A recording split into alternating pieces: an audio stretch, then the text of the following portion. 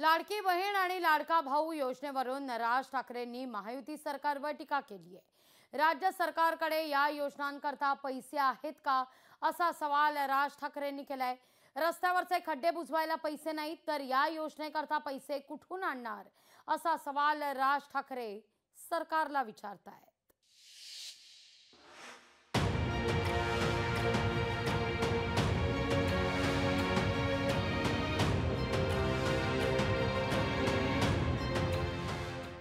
लाडकी बहीण भाऊ योजनेवर राज ठाकरेंची टीका।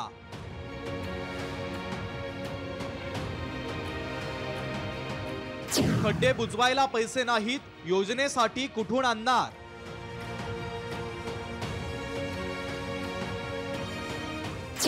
राज ठाकरेंचा महायुती सरकारला खडा सवाल।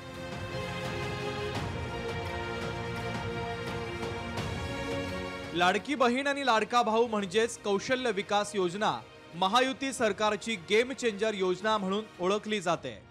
महायुती सोबत असलेल्या राज ठाकरेंनी मात्र या योजनेवर आता टीका केली आहे। राज्य सरकारकडे खड्डे बुजवायला पैसे नाहीत, अशा वेळी लाडकी बहीण आणि लाडका भाऊ योजनेसाठी पैसे कुठून आणणार असा खडा सवाल राज ठाकरेंनी केला।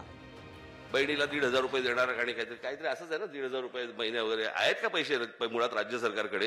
रस्त्यावरचे खड्डे बुजवायला नाही आहेत, हे इथून कुठचे खड्डे बुजवणार आहेत? केंद्र आणि राज्य सरकारकडे या योजनांसाठी निधी असल्याचं स्पष्टीकरण शिवसेनेच्या नेत्या नीलम गोऱ्हेंनी दिलंय।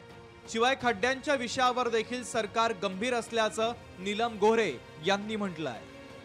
खड्ड्यांचं म्हणाल तर खड्डे आता आम्ही स्वतः येताना पाहिलं की रायगड जिल्ह्यामध्ये पेणच्या जवळ जवळजवळ 15 ते 20 मजूर एका गाडीत होते आणि ते खड्डे बुजवत होते। आम्ही त्याचे फोटो काढून घेतलेले आहेत।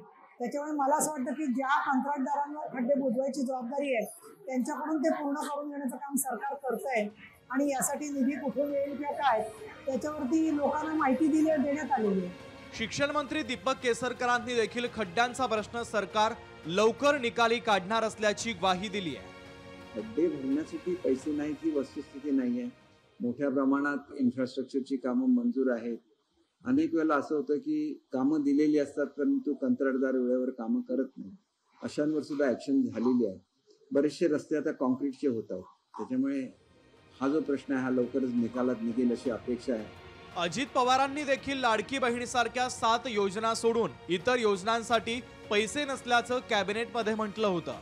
आता मनसे अध्यक्ष राज ठाकरे यांनी देखील सरकारच्या आर्थिक स्थितीवर कोरडे ओढले।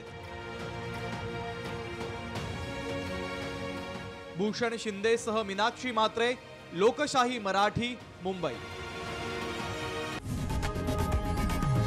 लोकशाही मराठी ऐका, पहा, जागरूक रहा।